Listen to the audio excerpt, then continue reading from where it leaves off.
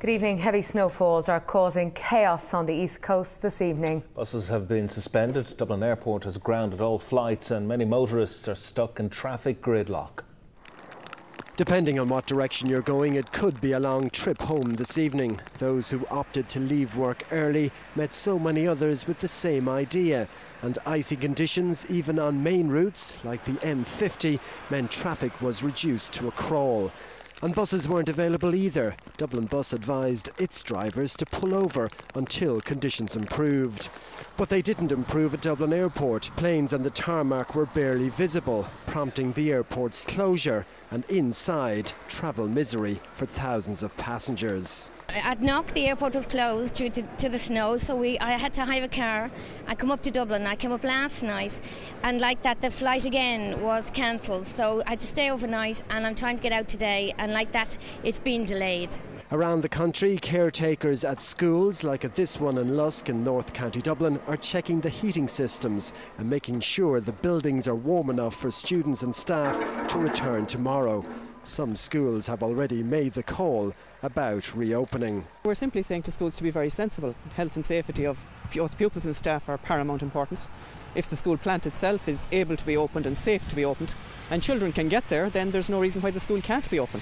On the other hand, if that's not possible, then obviously one makes the obvious decision that the school it isn't possible to open the school on the day.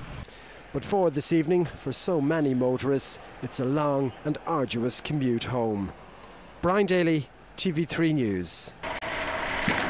Parts of Wicklow have been among the worst affected in the country by the freezing conditions, and road crews were at work to open impassable roads today. Despite their work, many motorists, including this one near Kilmechanic, were struggling to make any headway.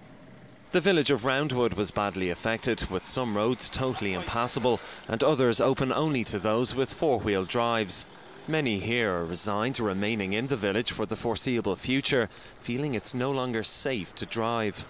Well, it was for the back roads. The past few days have been fairly dangerous. The main roads weren't too bad, but I'm not sure. I'm not even going to try to come out of the village today because it just looks too impassable, to be honest. Do you think enough's been done to make the road safe? You joking me or what? No. The snowplough only come down here through the main road, hasn't gone up the top road, hasn't gone up through the estates. People in the housing estates have to walk. They can't get their cars out of driveways. Kids are running around the road. You're not going to attempt to drive down anyway, so a bit of madness. Homeowners were kept busy digging themselves out and had to contend with dangerous conditions even on foot. There was a good bit of snow there last night now, this one's shoveling away. And the roads have been like that now for a few days already.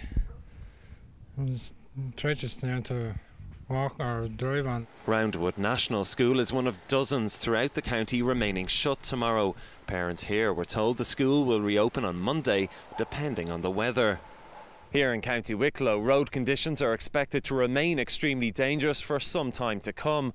The Roundwood to Kilmechanic road was closed earlier due to snow drifts, and motorists are being urged to avoid the Wicklow and Sally Gaps, as well as Glencree and Delgany. With more snow on the way, the advice remains to postpone all non-vital journeys. Stephen Murphy, TV3 News, Roundwood in County Wicklow.